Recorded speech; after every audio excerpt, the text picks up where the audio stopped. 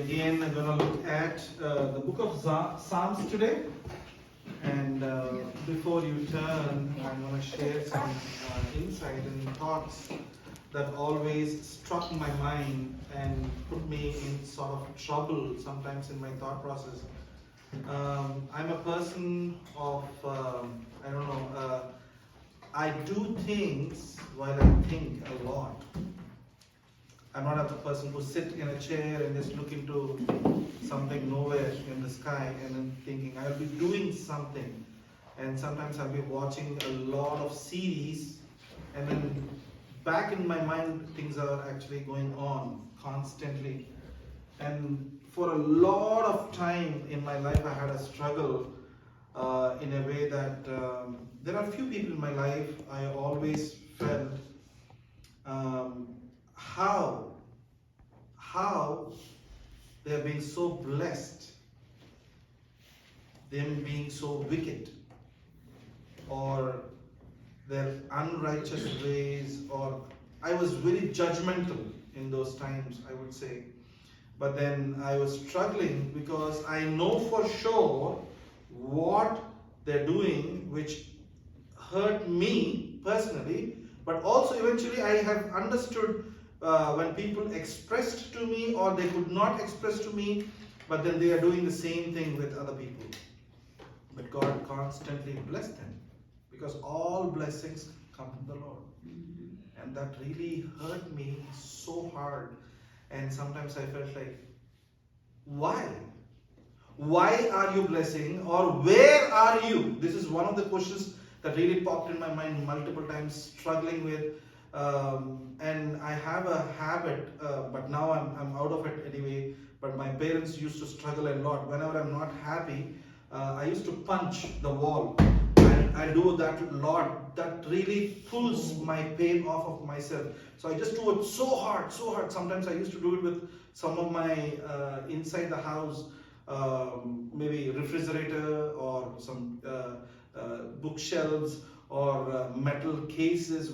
Even now when I go back to my home, I can see my hand punches down on those metal frames because I punched it so hard, it went in a little bit. So those are my struggles. But thank God it's all gone out of my life. So I never did it after a certain time of my life. But then that one of the people that I really struggled in my life is one of the church members who was taking advantage of many church members there, especially my father, and he cheated him in getting him to buy a property, and then he seized it and he took it for himself.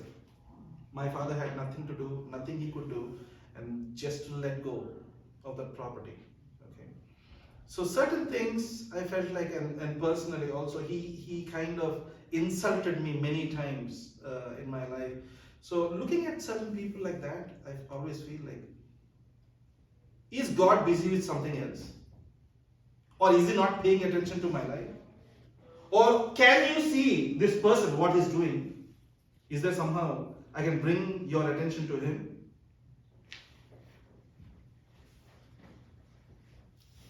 That kind of questions came to me when I don't know who the Lord is, how he functions. But today I'm going to leave you all with a question. There may be people like this in your life which you are really struggling. How, God, are you blessing such people? Or why do these people exist? And yesterday when I saw Mr. Prasanna Kumar's dead body there, and he died at the age of 72. He's a good man. He struggled all his life for his family. He's a good pastor. And he preached in many places, and he really helped a lot of poor pastors back in India. And then this guy, without any prior notice, he fell and he had a tumor, and within a span of 4 months, he's dead. I'm telling you, yesterday when we all gathered in his house, I would definitely say there is this thought that came back to my life, my mind, like, God, this is a Lord's servant. He served you and he's definitely dedicated to you. dedicated to his family, his children, and he's dead on the bed there. But there are certain people that I can absolutely see and see, is this man worthy enough to die? And are these people worthy enough to live? And with the lives they're leading, the way they're leading, how they are living, that question popped up in mind, and to my realistic surprise, for some reason I was standing in front of the mirror. In one side, when I was looking at myself, and that thought was going around, and when I saw the mirror, I was able to see myself. Then this popped up to myself for a quick minute, thinking like, maybe some of the other people are thinking about me that way. How is this person, with all wickedness in his life, turned out to be a pastor? How this man, the wickedest man I have seen in the college, has a beautiful family like this? How is he living in a land of opportunities? There may be people who are thinking about me like that. But let's look at this psalm that David wrote. We don't know the circumstances why he wrote.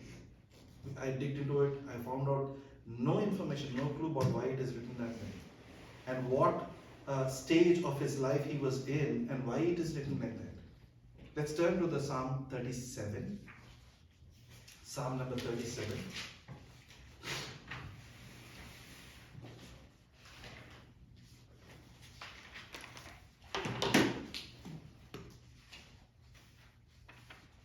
We're going to look at the first 9 verses today.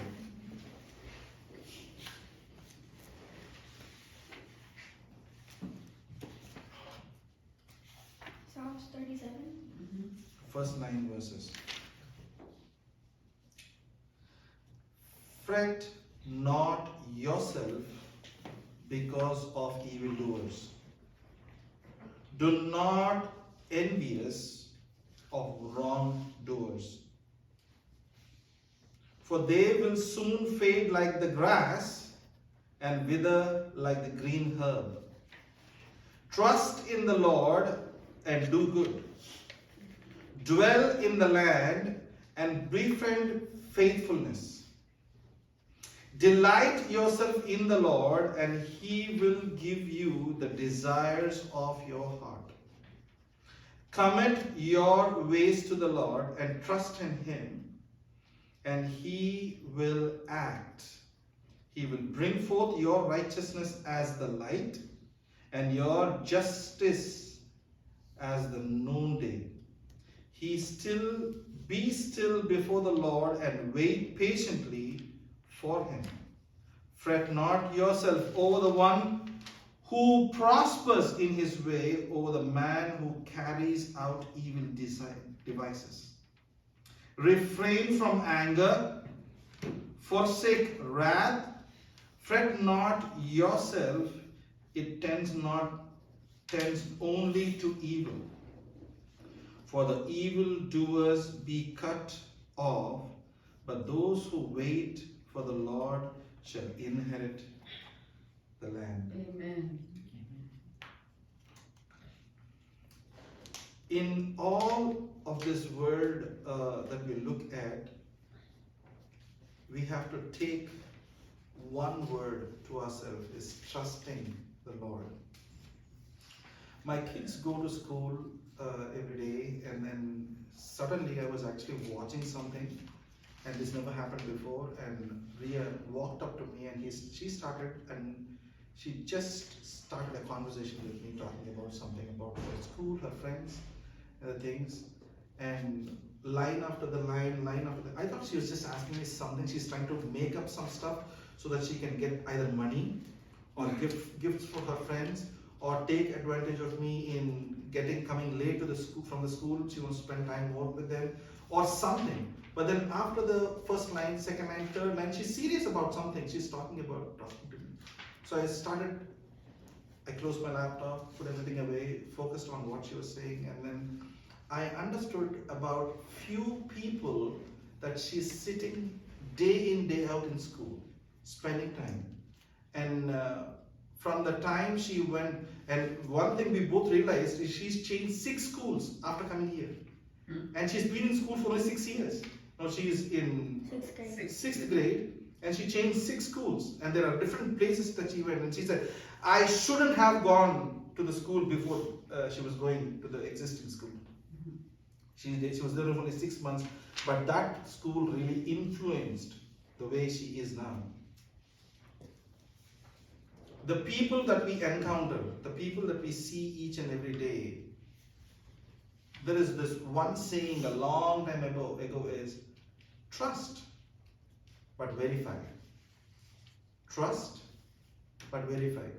This applies absolutely well when you're talking about people, other people, because when we are trusting, it could be trusting your own family members, if you're trusting your extended family members, if you're trusting your friends, your neighbors, and you're sometimes trusting in certain places, unknown places. When you come here for the first time and you see these people living around, those people will say, this is the most beautiful place that you can live for the rest of your life.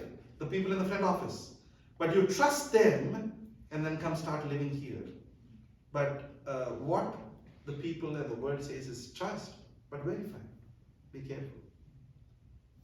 But then there is other way of people saying, but the biblical way of saying is, can we stop being afraid of trusting our unknown future into the hands of the known God?